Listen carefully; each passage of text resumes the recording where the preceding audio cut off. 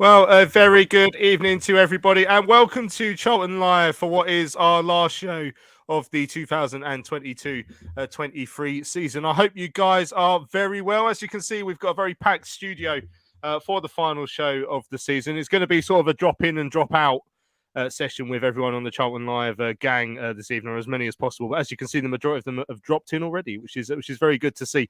So joining me on this final show, we'll go around just to say a quick introduction to everyone. First up is Sue Gallop. How you doing, Sue, the First Lady of Charlton Live? Hello, good evening, and welcome.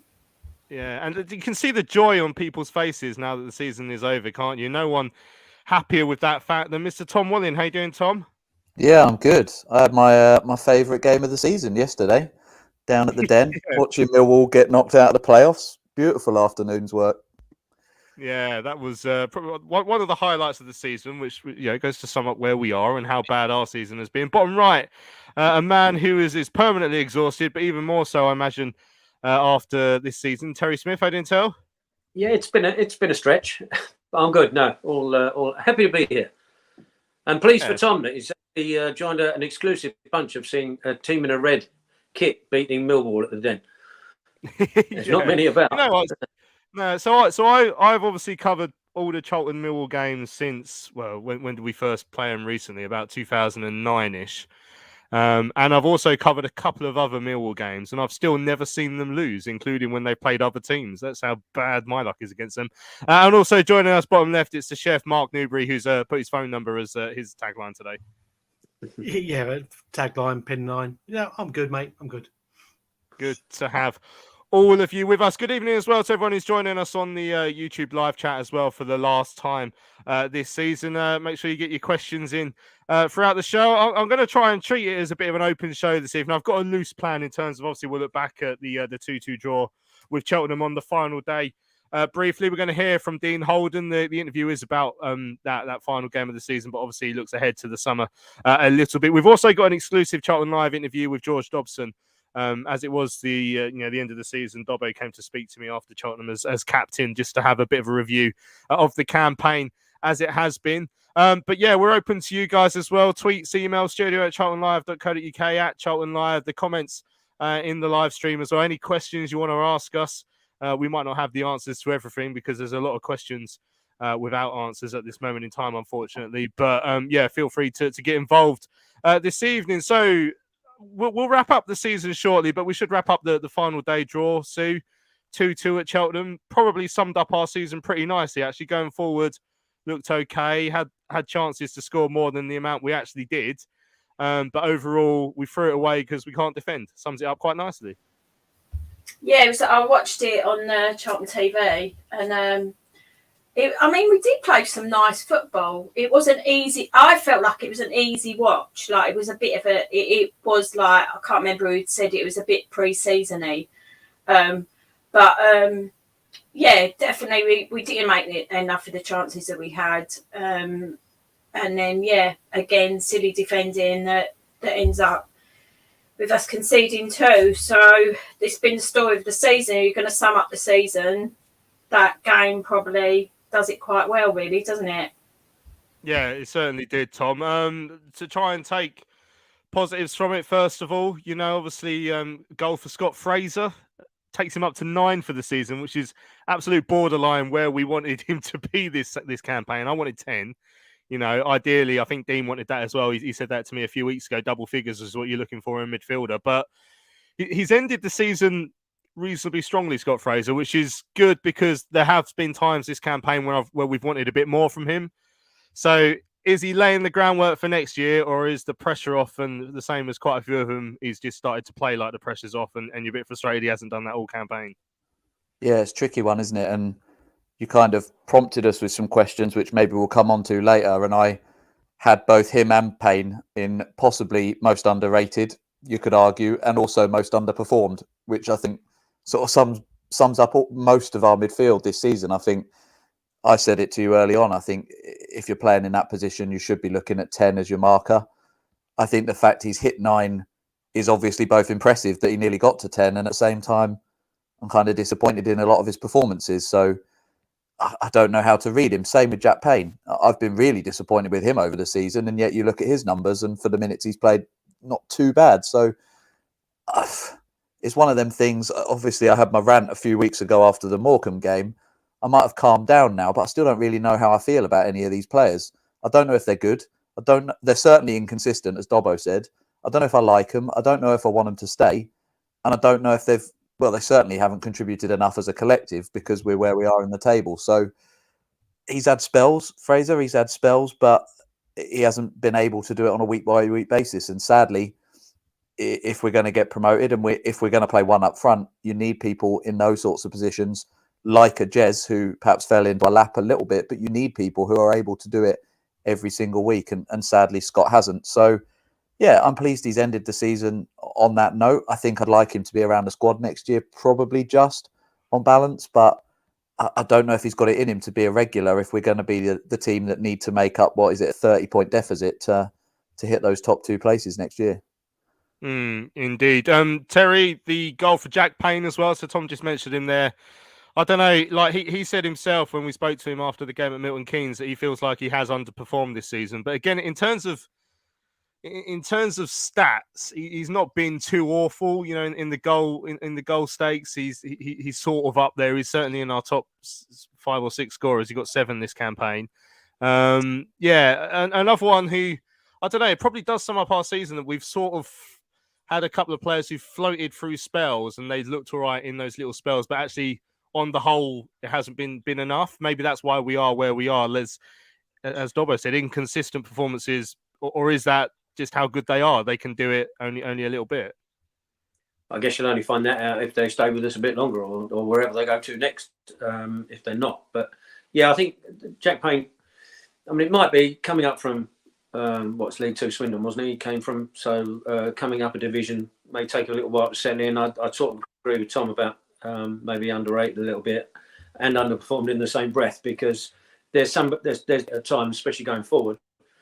But he's in a team that is inconsistent. The midfield especially can look outstanding 1 minute and then look a little fragile the next. Especially when we're up against a hard press or a much better side, I suppose, with better players. But you feel a little bit sorry for somebody like Jack Payne who's been in and out of the side. So you need a consistent run to be able to perform at your best. And he hasn't had that opportunity, whether that's down to him or is something you could throw at him, I suppose. But if he is staying with us, I don't know what his contract is, to be fair. If he's with us next season, you'd hope that this season has been a learning curve for him and he'll get better next. Yeah, I'll have at least another year. Chris saying, I like Payne.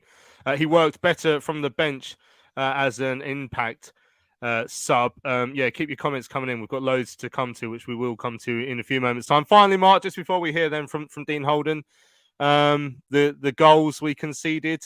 The first one, a long shot from Alfie May, which I was right behind the angle of it. Like Ashley actually did really well to get across to it. It was well struck. But again, there's no one alert to the rebound, as we saw against Morecambe at the Valley a couple of weeks ago, for example. And then the last one, we've touched on the youngsters. I was impressed with Asimwe, actually, by the way, when he came on tell. He looked a good player, but I know you would have seen more of him than I did. But yeah, Roddy was sort of not able to close down May on the edge of the box, who hit a good strike. So Yeah, I mean, if it's funny that we've started the season and ended the season in exactly the same vein, scoring late on the road, thinking you've won it, and then conceding. Our defensive problems have gone all the way from the very start to the very end. Yeah, I think it's typical Charlton, really. You want to say it's just a learning curve. In a pointless game, we talked about this a few games ago, saying about would you put the youngsters in? Yeah, it's a learning curve. So Roddy will know now what he's got to do. And so when it comes down to sort of like a more important game, because this wasn't an important game, it was, for all, can we finish 10th? It wasn't like we were sort of like 1 point out of the playoffs and a draw killed that hope. So, with the youngsters coming in, and I think it's funny because you said about the questions, Tom said about questions, you put about highlights. I think the fact that we've got the youngsters there and we can bring them in and blood them. And I don't think it's a sentimentality from the gaffer to say that. I think he's looked at them and gone, you've impressed me in training, so you get a chance. And let's see how you do in a league situation. And in a game like this, it's like playing them in the Papa John's or something. It doesn't really matter. If we lose, yes, we conceded late, but to be honest, the way our defence has played this season, I don't think there's a Charlton fan who was there who was surprised that happened. I mean, until the referee blows his whistle at the end, you're just thinking we're going to concede because we haven't had a spell where our defence has looked rock solid. So it does bookend the season, ironically, in a very Charlton way. Indeedy. Right, let's have a listen then to our final interview of the campaign with the Addicts boss, Dean Holden. I spoke to him after the draw over at Cheltenham. The entertaining game to finish the season. I guess a bit of frustration that you didn't hold on for all 3 points. Yeah, no, I don't think so much holding on. I think we've created some gilt-edged chances right throughout the game, haven't we? We should have been home and dry, easy. So, we've shown our frailties defensively to concede the 2 goals. It's a game we should have won.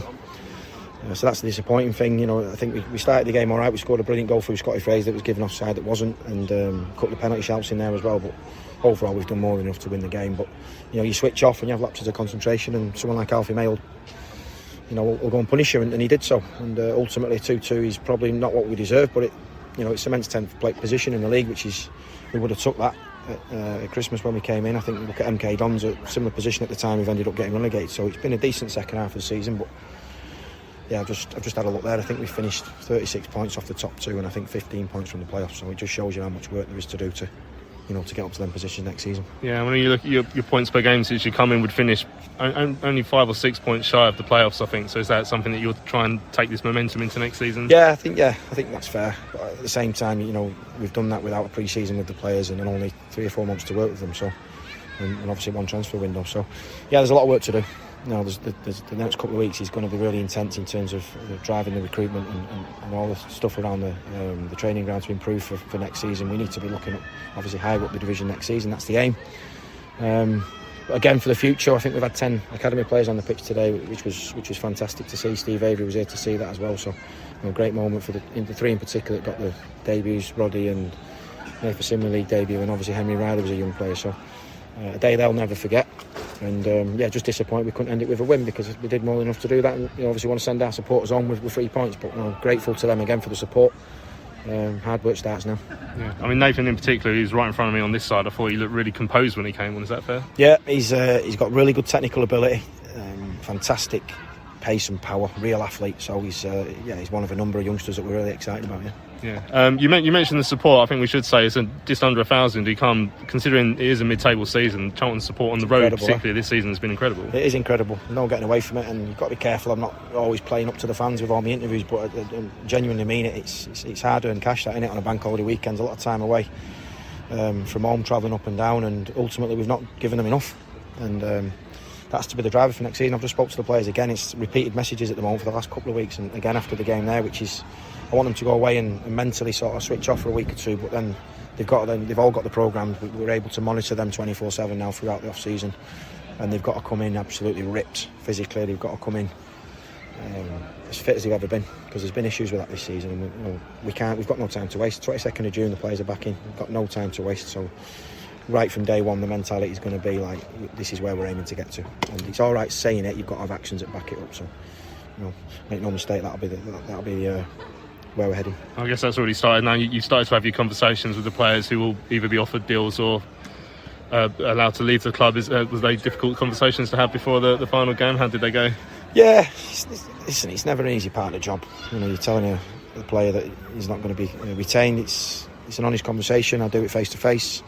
I was there myself as a player. I remember what it was like, and it's not an easy conversation. At the same time, it's a big decision you have to make as a manager. There's no sentiment involved in that. You have to make the decisions that are going to benefit this football club. That's my job as the manager, and that's the responsibility I carry. But at the same time, you try and do it in as human a way as possible, and hope that the players appreciate your honesty. Yeah, and obviously you left a couple out today, like George and Ryan, who are at risk of suspension. I guess that's the sensible thing to do with the bans that were potentially overhanging them. Yeah, I mean, the way that what Dobbo's like, the way that he plays, he's. If he'd have got a caution, it would have been, for him to miss the first 3 games would have been ridiculous next season. The same with Ryan. If Ryan would, ended up coming on the pitch at any point and gets himself a red card, he'd have been looking at 6-7 games or more from start of season, isn't it? So, no need for the risk.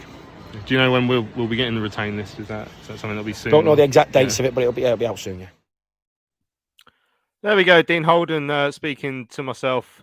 After the game over at Cheltenham, then on the final day of the campaign. I hope we haven't lost Terry, but he's just a black square currently. So obviously the questions on the tip of everybody's tongue now is when are we going to get the retained list? Callum's asking that in the chat. I've seen a couple of other people asking that as well. So I did ask Dean that on Sunday, and I don't think it's been confirmed as to when that list will be out yet, but it's going to be soon by the sounds of it.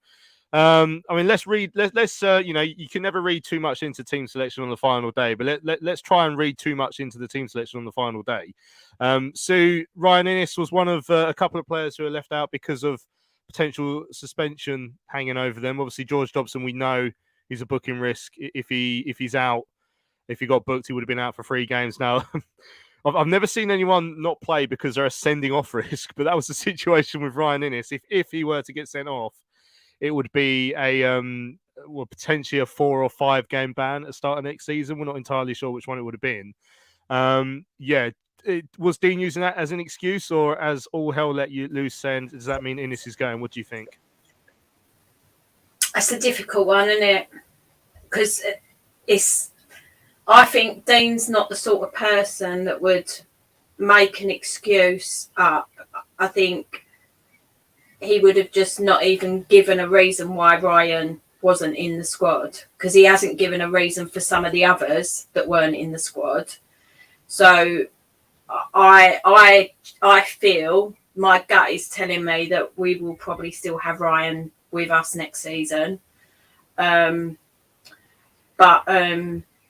It's always difficult to know, isn't it? Like, just when you're looking at that squad, and I think we'd already said last Thursday that we sort of foresaw that there would probably be quite a lot of the academy involved. Don't know whether we necessarily thought there would be as many as, 11 in the end, including the bench. It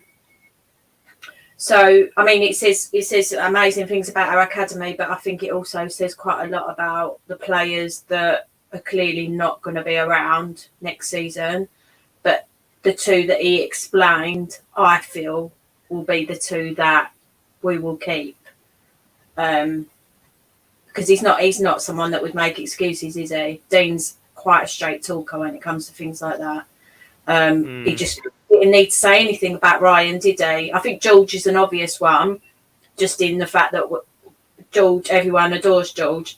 Ryan, there's always been this question mark of whether we should keep him. And I think by Dean actually making a point and mentioning why Ryan wasn't in the squad potentially points to him being kept. Well, that's an interesting one. So obviously I'll open it up to everyone in the chat. Would you keep Ryan in this? Are there any names out there that you'd like to say you would or wouldn't keep? Tom, in terms of, I've asked Dean quite a lot about the level of churn. People were sort of reading into a lot of the Instagram messages on Sunday. So obviously someone mentioned it in the chat earlier about Cess was sort of dropping hints, wasn't he? Giving the little eyes, and all the players were saying, we'll see you next season and all this, including the likes of Albie Morgan, who obviously, as we currently know, is coming out of contract. It's Tom who said it. Is Cess staying? Been some stuff on Instagram from him and other players, Payne especially, staying. He is. I mean, is that one you'd like to see going for like here next season? Obviously, he's had his injury problems. Is that the sort of player we want? When he's played, he's been all right, but can we trust him in terms of injuries?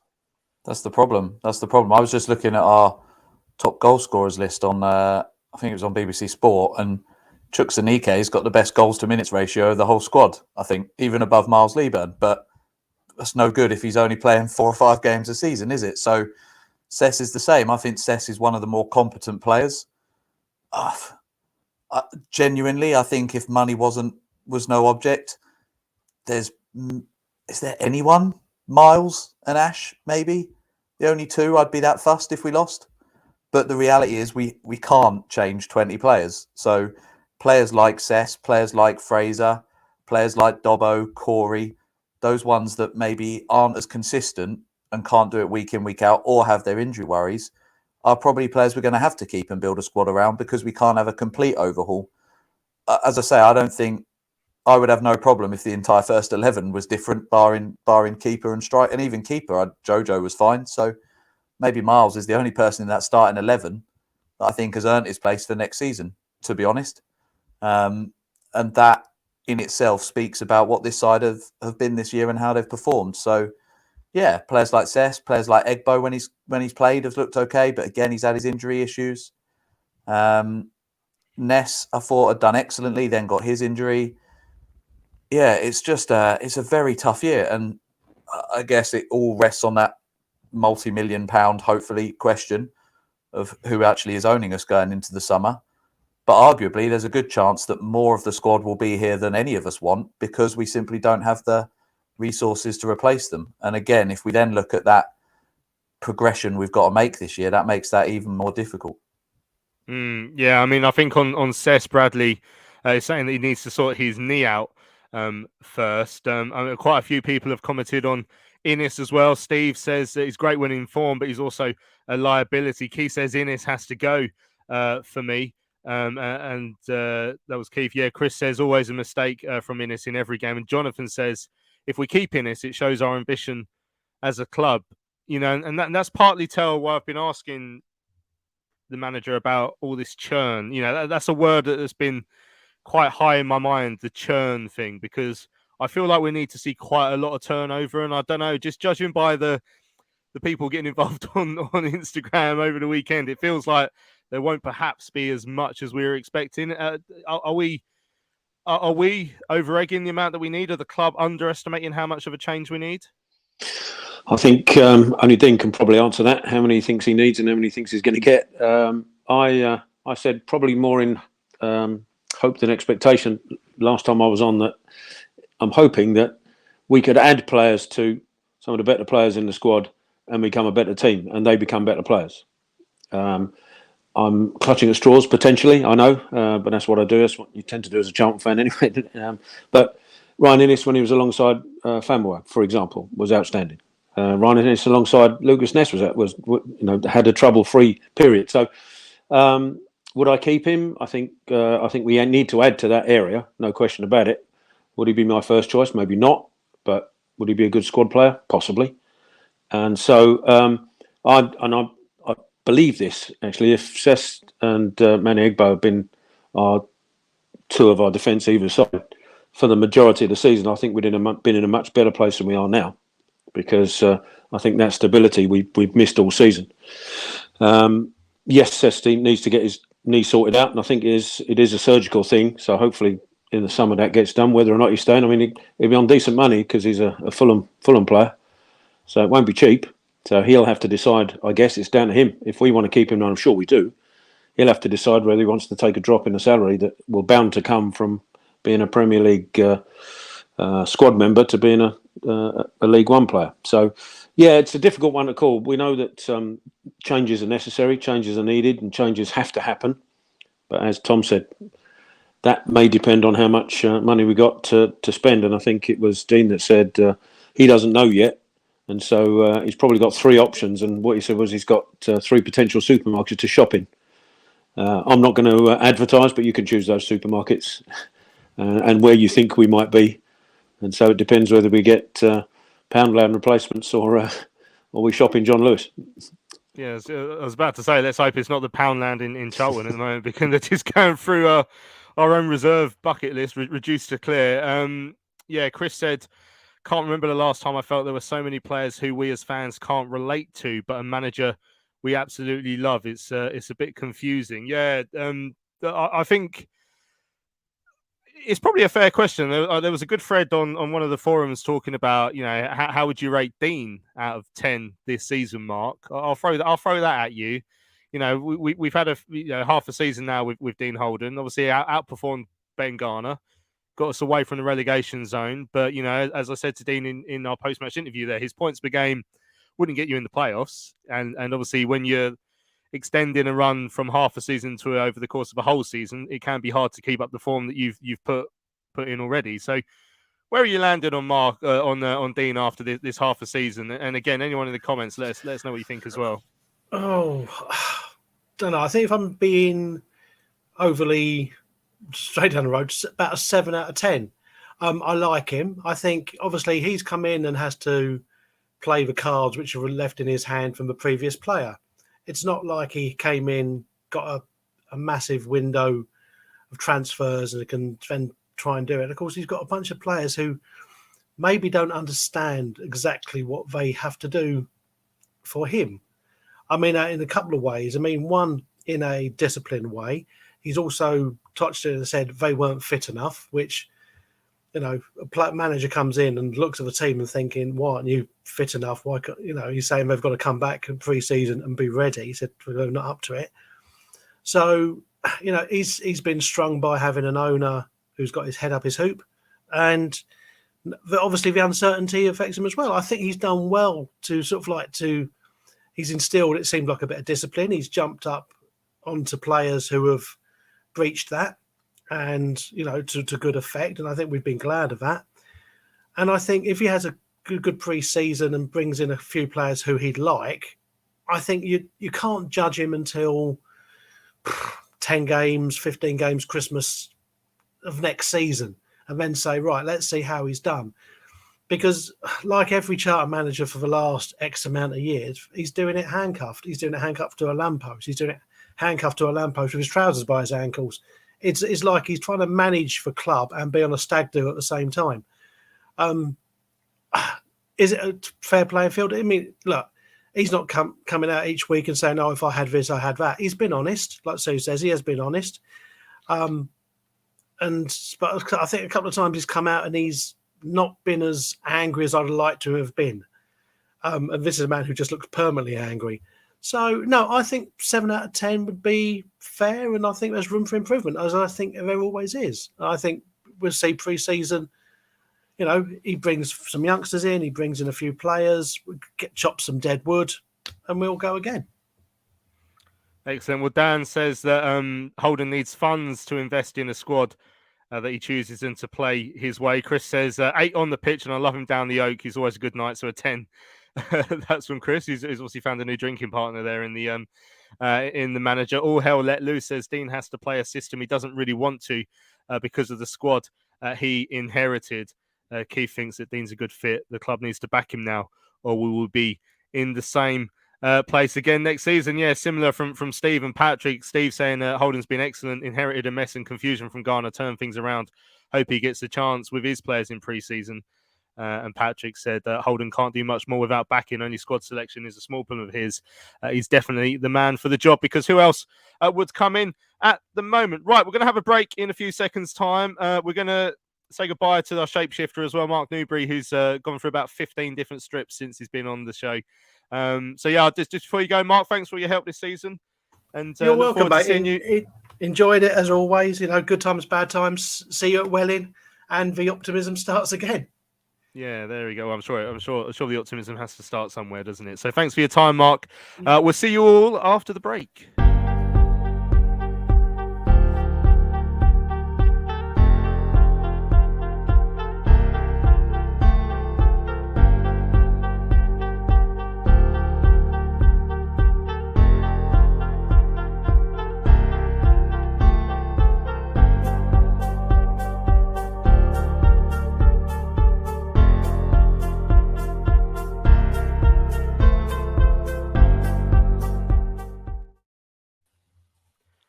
Right, welcome back to Charlton Live. This is our final show of the 2022-23 season. As you may well have seen, we have seamlessly replaced Mark Newbury with Lewis Catt, who's fresh out the gym and therefore one of our fittest players. How you doing, Lou?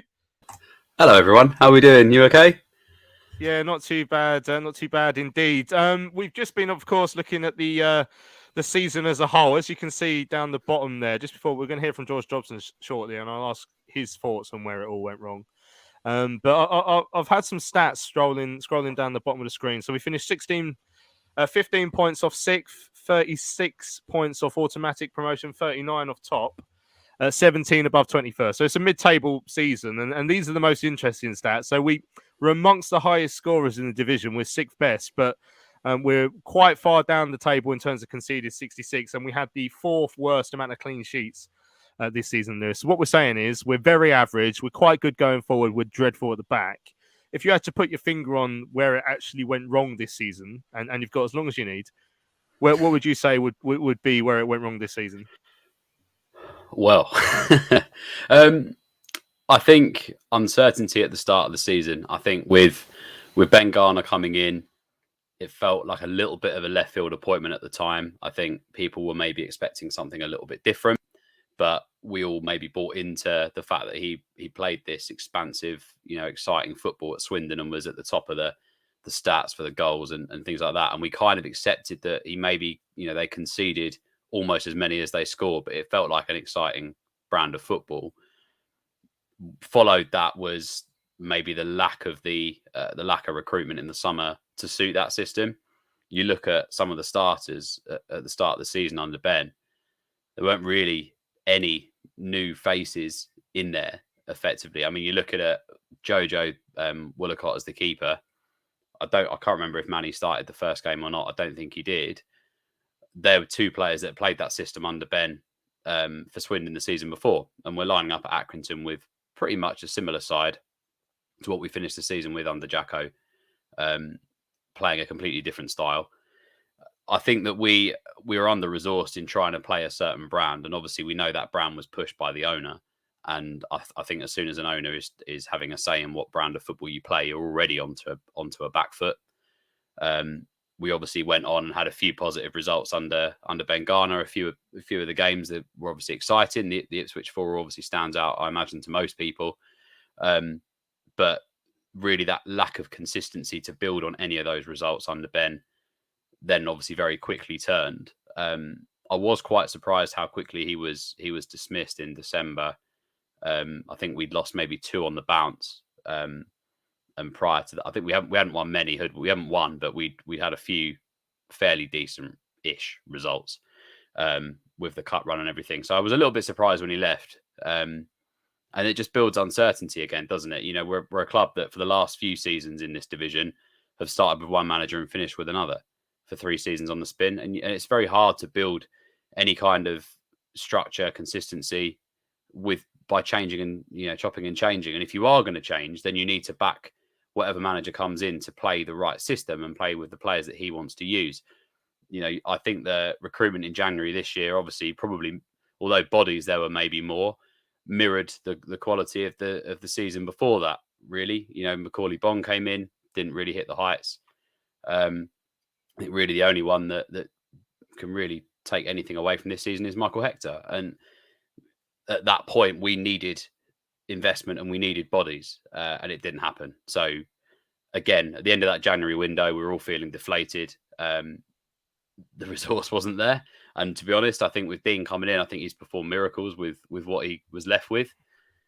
And it's just too little too late, really. By the time Dean came in, I think the season was done. We'd all written it off by November, December. And it's just that sort of acceptance from what feels like acceptance from above that, you can get out of this division by breaking even and not investing overly in the playing side is a myth, because it's not happened.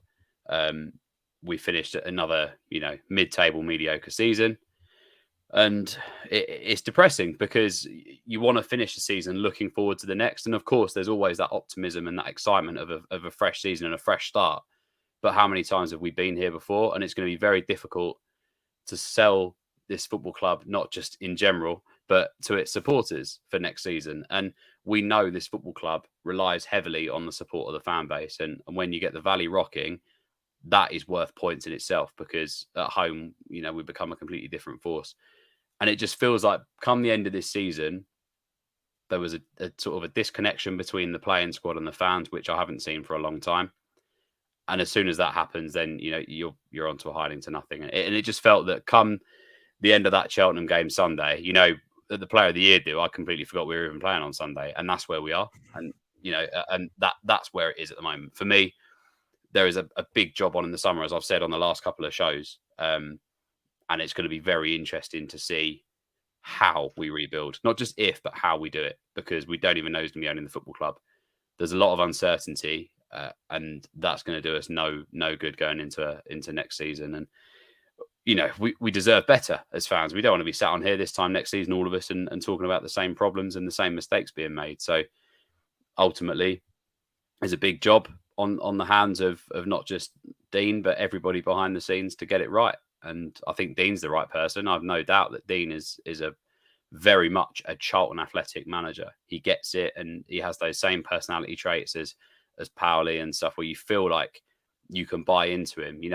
He's one of those managers where you go to a game and we lose, and you just, even when you lose, you feel like, you know what, I just believe in Dean. I do. There's just something about him. The whole rapport of him is very positive, and it shows how good he can be because of the positivity around him in such a bad season. Just imagine what he could do if he's given the tools to do so. So, look, this season it's been a write-off. I don't think the Ben Garner appointment was the right one.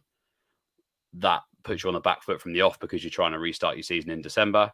Dean came in, probably didn't get the recruitment that he wanted in January. We don't even know who did the recruitment in January. Whoever it was aren't here anymore. And it's just instability throughout the whole season. So, as Mark said just before I came on, maybe bar the trousers around the ankles, but was definitely doing his job with his hands tied behind his back, very much from the off. So, yeah. I mean, it's a good point you make about, who did the January transfer window. That's what Bradley said. I'd love to know who got Matt Penny in. Do we need a change from Gallen? But the understanding, the way it was sort of told to us, was that effectively that the Mevin lot did January's transfer window, and that's why. If it's them who's coming in, I'm a bit nervous that their scouting system isn't really up to scratch. But there's more to talk about in terms of what's going to come next. I've got a few sort of questions that I'm going to throw into the mix as well, which we'll open up to the chat. Loads of conversations going in the YouTube comments. I'm really grateful for that. But I want to hear our exclusive interview with George Dobson. So obviously Dobbo didn't play at Cheltenham on Sunday, but he did come and speak to me after the game as a captain of the club, just to give us his thoughts on the end of the campaign. And we've come to the end of the season, finishing 10th, 15 points outside the playoffs, 17 points above the relegation. It's a mid-table season again. How have you seen this campaign? Yeah, it's been a frustrating one. It's obviously been, if you're looking at it, it's been a very inconsistent one. We've had some brilliant performances. Like you look back to the Plymouth games, like the Portsmouth aways, even up at Sheffield Wednesday when we lost. And then we've obviously had some really bad days. That's the thing we've obviously got to work on as a team, as a club, find that consistency, because that's what gets you out of the division. So yeah, a lot of work to be going on in the summer as players, and obviously behind the scenes to make sure that this time next season we're in a much better place. Can you put your finger on why there has been that inconsistency this year? Because obviously I think Charlton fans, they got to this stage last year and hoping it was going to be different, but in reality it's probably been pretty similar to last season. Yeah, no, it has.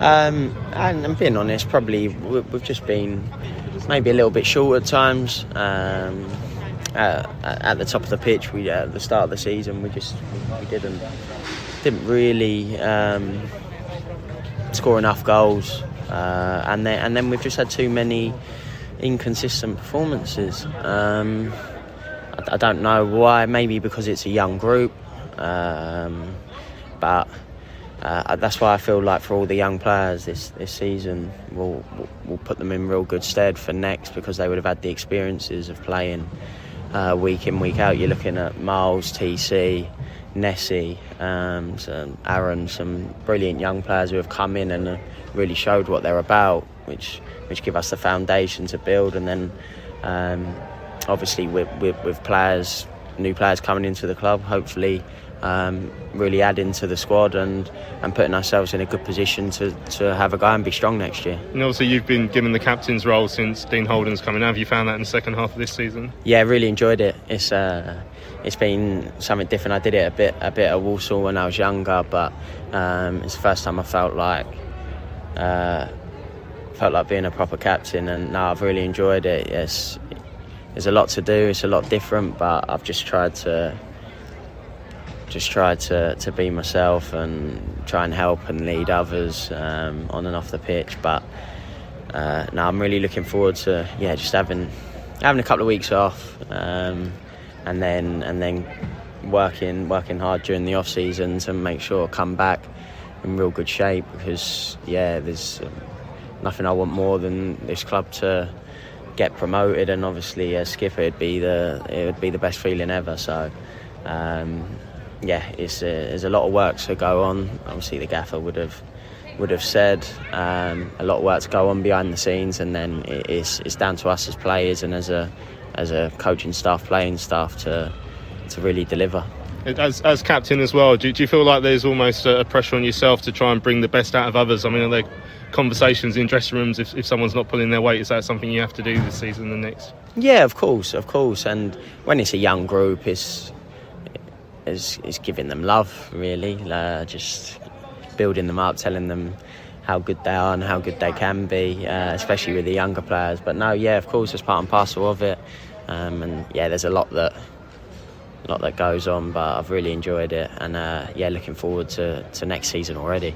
Yeah, I mean, we've seen today and all season, particularly on the road, like our backing has been incredible for a side that is in mid-table in League One. Yeah.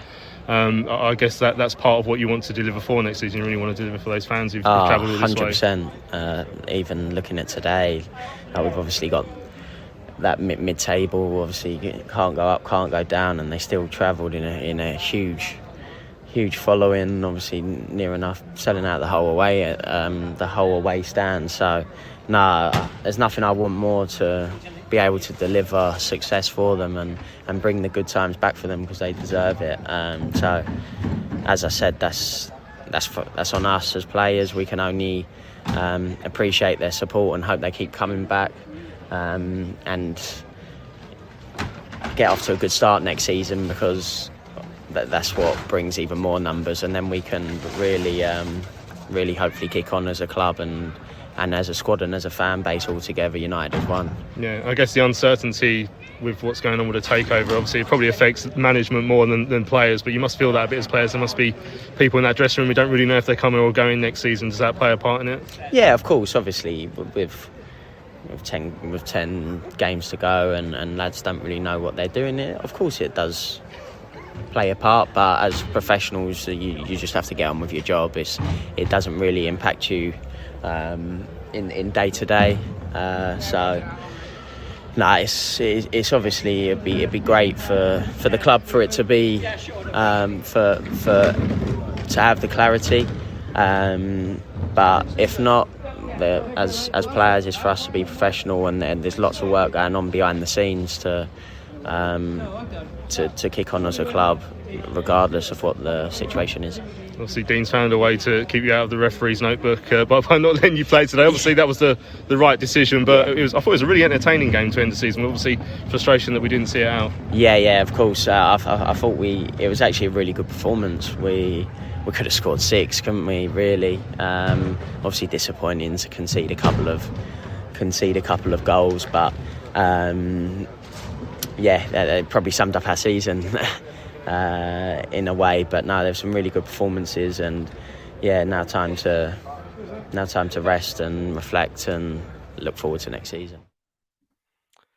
There we go. That was our exclusive interview with the Addict skipper, George Dobson, who very kindly came to speak to me after the game over at Cheltenham. Paul said exactly what I was about to say coming out of that interview. So Paul Skingley in the chat says, Curb said it on many occasions. Where are our leaders? Nobody's talking on the pitch. With that in mind, is Dobbo our captain next season? Obviously, I was given the chance to ask Dobson, George some questions. So that was a question I went with, Sue, because I've seen enough this season to suggest that there should be real arguments in that dressing room. There should be people pointing at other people and saying, "You have not tracked back there.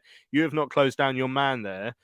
Is George the man to do that? Is there enough of that in that dressing room? Is there enough leadership in that dressing room to point at someone when they haven't tracked back, when they haven't put a challenge in? Because there's been big elements of that this season, and that is why I asked George that question. He was talking about more loving the youngsters and that, but I'll be honest, when I heard that, I was thinking that's not what I wanted to hear. I was hoping you're going to be a bit more upfront with the players who aren't pulling the weight.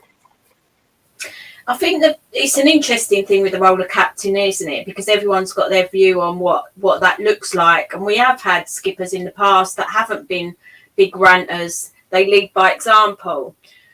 So you don't need to be captain to be a leader. You can be a leader in that dressing room. You can dig out your colleagues if they're not pulling their weight and not doing what they should be doing. You don't need to have that armband on to do that role. I feel like George is a good captain because he does lead by example. He puts in 100% every game. He's running around here, there, and everywhere. He's picking up where other people are lacking. I feel like he should continue as captain, but as well, I'm looking at the comments in the chat, and I think if Hector stays, he would be a good shout for captain as well because he's got that experience, but also he comes. You've seen it on the pitch that he'd be digging people out on the pitch. So I think when you look back and you look at maybe when Jacko was skipper and he had Solly as backup. Now Solly, we all know, is probably one of the shyest guys you'll ever meet. So they complement each other really well. So I think if you've got a captain and a vice captain that sort of complement each other in their personalities, that you've got one that's a bit of a ranter and a shouter, but you've got another one that kind of like quietly goes about their business but leads the team in a different way, then I don't see why George couldn't still be captain. It is one, and a lot of people do have that in their head that captain has to be this ranter and this shouting and all of this. But if you're playing in a team, there's nothing to stop any one of you. We all do it at work. If someone in my team isn't doing what I think they should be doing, I'm going to talk to them about it. I'm not the team manager, but I'm still going to step up and do that as a professional. So I think we have to keep that in mind, that the role of skipper is not always that typical sort of Roy Keane type.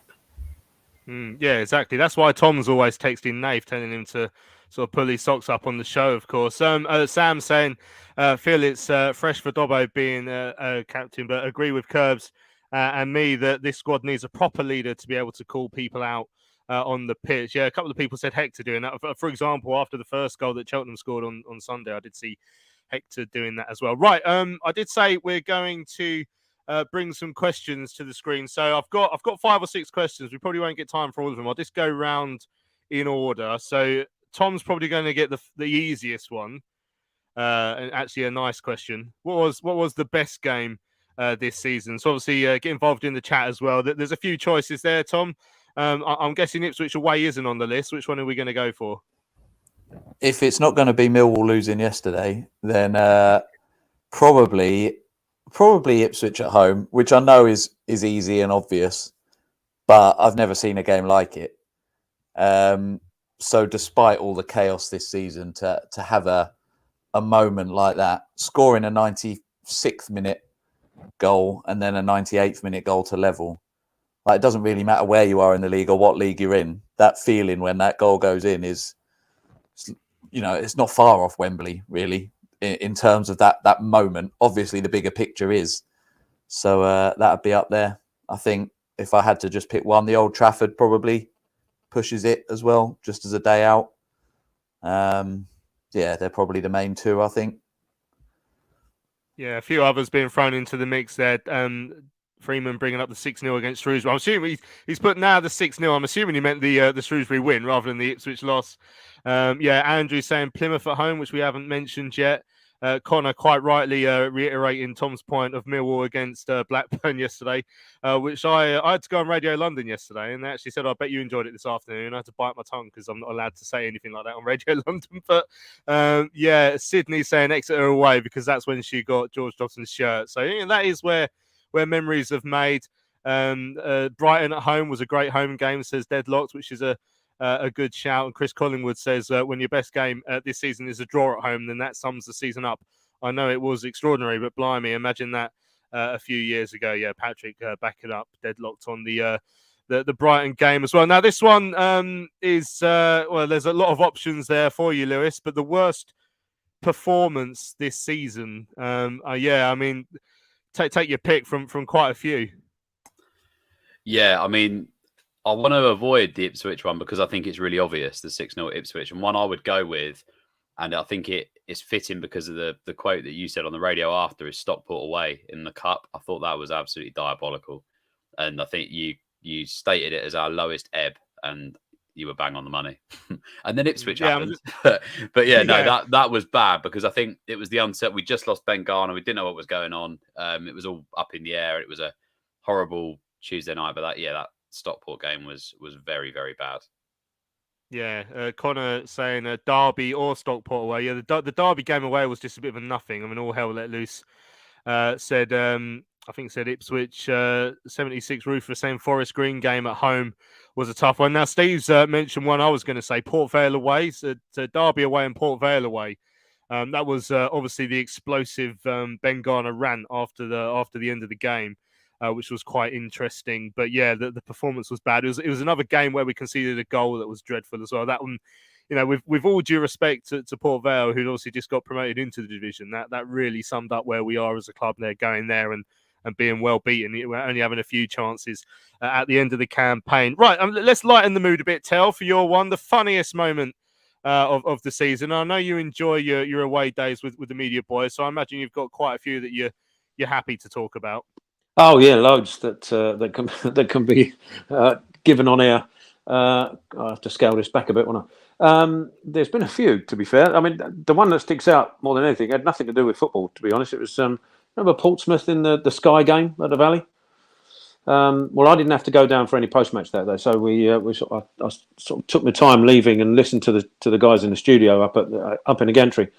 So by the time I came back down and started making my way down the Kerbishley steps, the two camera gantries either side of the main one on the Kerbishley stand.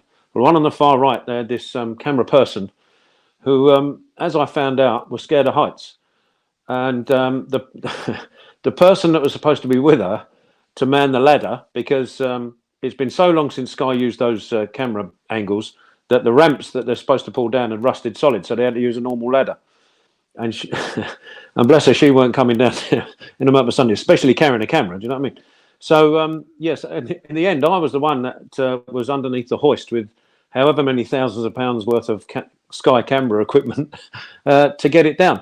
And then when you hit your thumb really badly in between metal and something else, to try and get the ladder to try and try and persuade this camera person to come down the steps. I got the biggest, what do they call them? The pinch. Oh, the biggest pinch you've ever seen in your life. Really hurt. So that's probably up there. And then probably the second one was, again, it's nothing to do with the football really, but Burton away when poor Amaka got his concussion. I ended up staying up there to drive him back. And because it was all short notice, they stuck me in a hotel. And I don't know if anybody drove to Burton, but there's a little roundabout just before you get to the main drag where the ground is. And there was this hotel, the only one left that had a room was smack in the middle of this roundabout.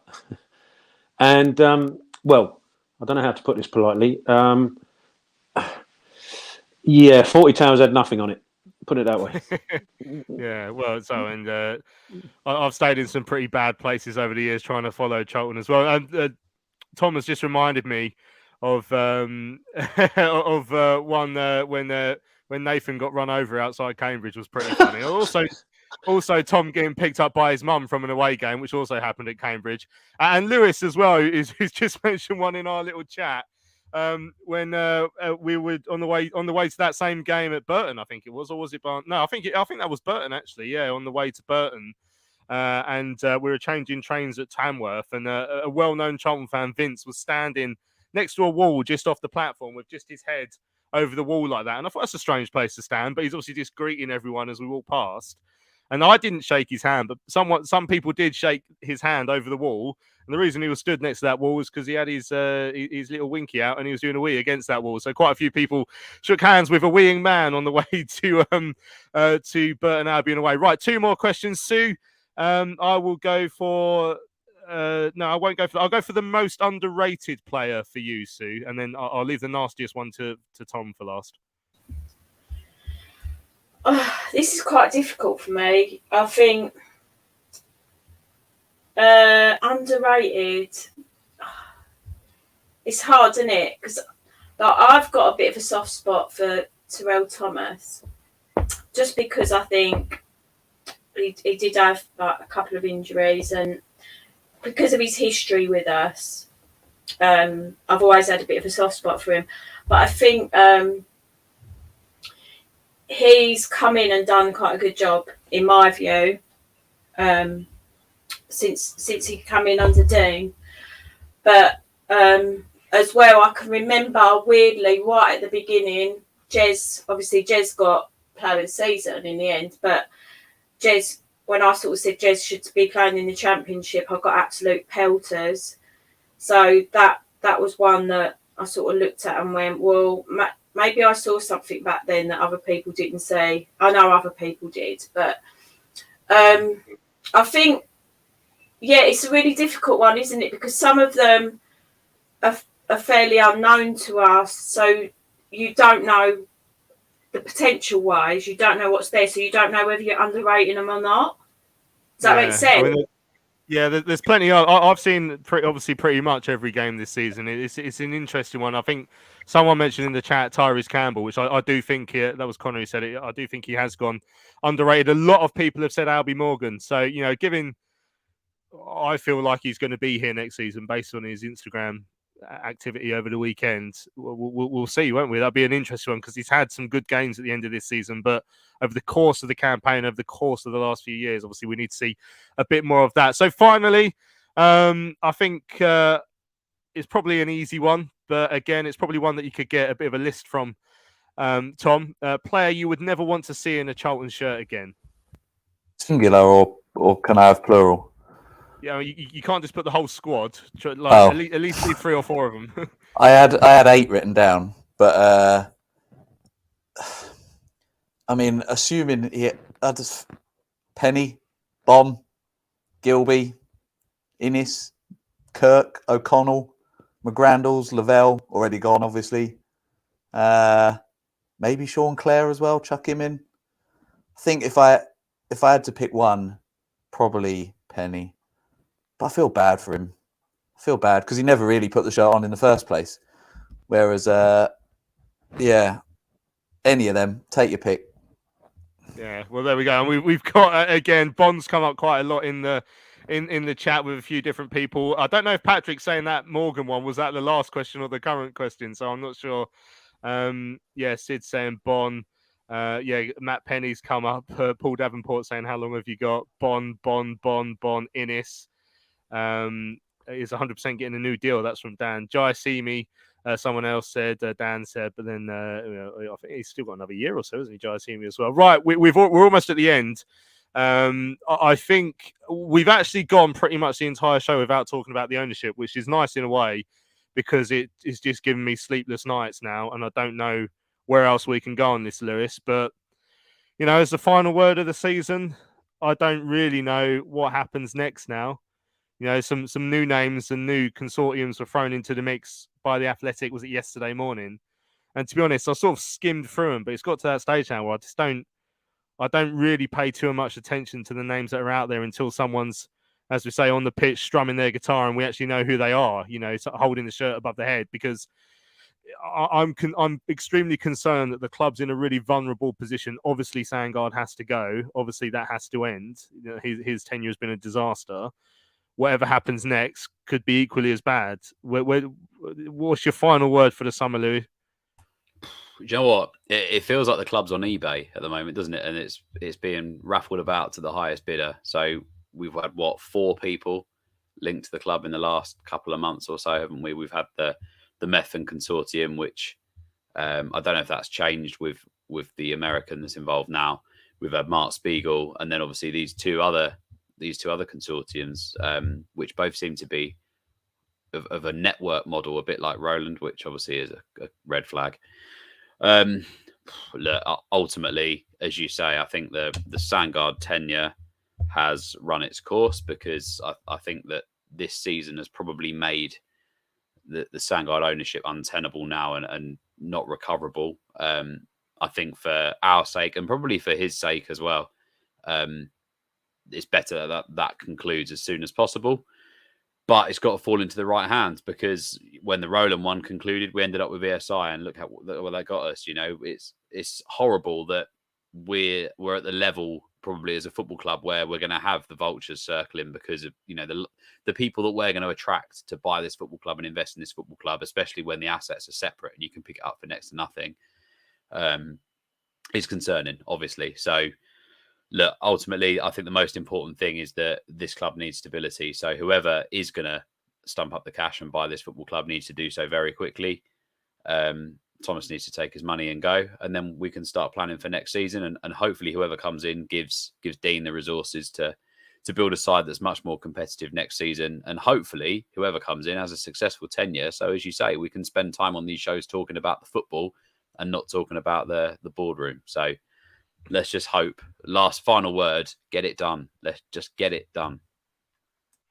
Excellent. Well, I think we'll leave it there, Lewis. Thanks for your time. As you said, like, I would like to get back to talking about football sooner rather than later. I mean, the fact we actually had to get a lawyer on the show at one point in Lauren Creamer to discuss stuff, that is not what football podcasts are about. Hopefully we will get back to dealing with items on the pitch. Hopefully a successful season next season. But as I say, I'm saying that more in hope than expectation. Right, we have come to the end of this season of Charlton Live, the 22-23 campaign. Thanks to absolutely everyone who's joined us this evening on the live chat on YouTube. Everyone who's joined us as a fan guest, whether that be on YouTube or via the fans bar over the course of the season. Thanks to all the players and managers, etc., who've joined us for interviews from both the men's and the women's team. Congratulations to the women's team for a successful year. Better luck next time for the men's team. Maybe we'll improve next season. I'll say massive thank you to everyone who's joined me on the show as well. So I'll start off with everyone on the screen: Sue, Tom, Lewis, and Terry. It's been an absolute pleasure to share this year of our lives together. I look forward to many more. Cheers, mate. Thanks for all your hard work. See you in Cheers, everyone. Cheers, everyone. Also going to say thanks to those of us who aren't with us this evening. So the likes of Ben, Joe, Mark, who was here earlier, obviously Nath, Paul Glover, who does a lot of work behind the scenes, who you guys probably don't know as much about, but he does a lot of work, and Tash, who's obviously joined the pod this year as well. So yeah, massive thanks to everyone who's joined in throughout the course of the season. We're going on a well overdue break now. We normally come back the weekend before the first league game of the season. Obviously, if anything major happens between now and then, we'll probably fire up the old YouTube account to do something about that. But I do need a break because it's been a long season, and I've forgotten what my daughter looks like. She's 1 year old tomorrow as well, so we're gonna celebrate and have a bit of a rest. So yeah, thanks to everyone. I'm Louis Mendes. Thanks for listening. I look forward to seeing you again next season when hopefully things will be better. Hopefully. Charlton Live.